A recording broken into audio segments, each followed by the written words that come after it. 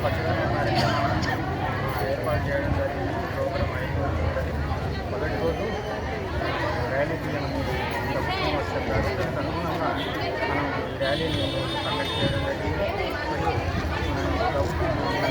ఈ కార్యక్రమంలో భాగంగా మనం 5 రోజుల్లో ప్రతిరోజు 3 వాళ్ళ చొప్పున మనం 12 వాళ్ళతో రోజుకు 3 వాళ్ళ చొప్పున మన పట్టణంలో ఉన్న చెత్తనంతని కూడా క్లీన్ చేయడానికి జరుగుతుంది.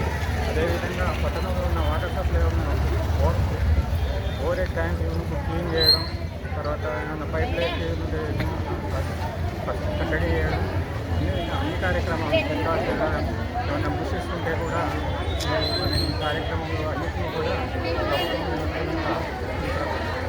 ఈ కార్యక్రమాన్ని విజయంగా చేస్తామని సమస్యలు తలపెట్టిన భాగంలో స్వచ్ఛదనము పరిశుభ్రత కార్యక్రమాన్ని ర్యాలీగా వెళ్ళడం జరిగింది. ర్యాలీ తీయడం జరిగింది. ఈ రేపటి నుంచి ఈ 5 రోజుల కార్యక్రమంలో